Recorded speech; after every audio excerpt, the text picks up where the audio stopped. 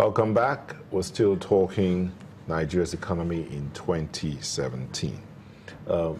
Before I go to Mr. Eri, maybe two of you will weigh in on this. Yeah.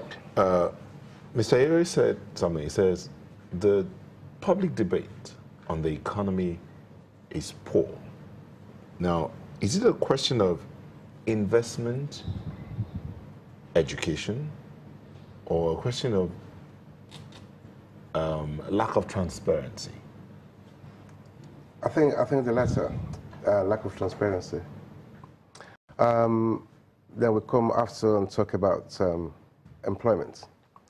Now, the government is trying to be transparent as far as they can, but the quality of the information that goes out to the common man cannot be digested effectively for them to understand what sort of information you are disseminating into the public.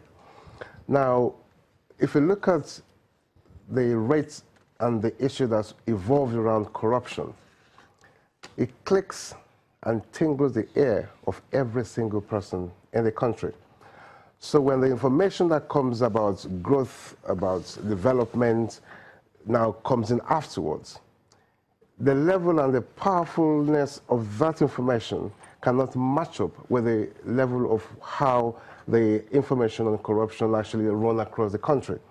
So now, if I'm sitting down here and someone tells me we're the largest economy in Africa, it's just an information that tells me, okay, we are richer than our next neighbor. But how do I describe that? How does that affect me positively? How does that progresses me into the future and everything that comes around me? We don't have power supply, regular power supply. There are no food for me to eat 3 times a day. Look at what happened recently, the petrol crisis. People were buying petrol at 250 naira per litre as against 145. Now a common man that has to power his generator, okay, or to do some other things, or drive a little car and put in petrol in there, cannot afford to do this. Now you're telling me we're the largest economy in Africa. So it's an information that is not really being disseminated effectively to the common because we can't see it. Let me go to Mr. Iyori. President Muhammadu Buhari on Tuesday, November 7th, laid a budget size of 8.612 trillion naira. There's a whole lot of controversy around this budget now, and how do you think we can achieve, with this kind of budget for 2018, how do you think we can achieve a better economy? And then you can speak to the issues of the inappropriate inclusions that the Senate also raised. Thank you very much. I think that the only way you can I talk? Yeah, the only way you can develop the economy is to have a clear industrial policy. We still do not have a clear industrial policy. We don't have development nodes. Like I told you, the only two nodes in Nigeria of economic significance, they are Lagos and Abuja. Unfortunately, all they do is distribute money, not produce anything. Now, if you were to set out to do properly what you want to do and set out an industrial policy, I would suggest about 5 towns in the north and 5 towns in the south that will have full and complete federal inclusion. We're talking about Lagos, Ibadan, Aba, Port Harcourt, and Onitsha. In the north, I'll look at Maiduguri, Jos, Kaduna, Abuja, and Kano. All these 10 towns must have effective mass transportation system. They must be known for something. Maiduguri, for example, should be known for dairy and beef production. Jos should be known for producing movies or moving television programs.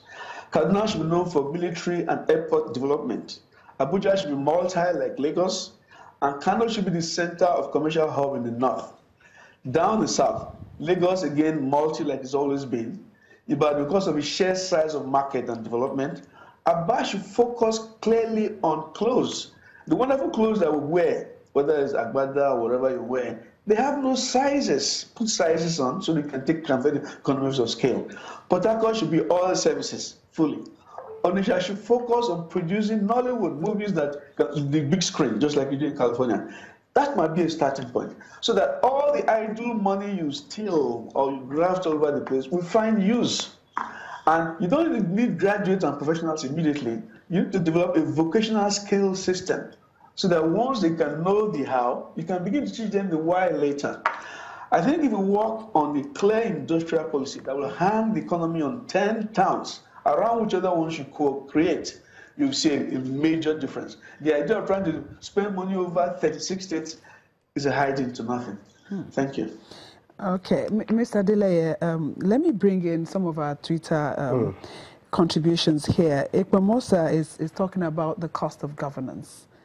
It is still very high. We need to address our political system too. And also, he said, the centralization of land and natural resources is problematic. How is this also affecting the economy?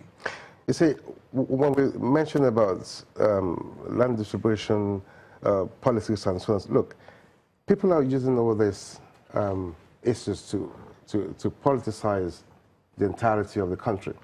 For me, when you talk about politics, when you talk about the economy, like it is the people themselves that need to buckle up and understand the fundamentals of running. We're talking about government. I'm part of the government. You're part of the government. Now, what we do as an individual is what actually translates into the entirety macroeconomy. Now, let's look at what we do individually. Like Mr. Yere did mention, we should focus and let the government regulate. Okay, regulate every activities. Okay, if the government sneezes, everybody catches cold. It shouldn't be like that.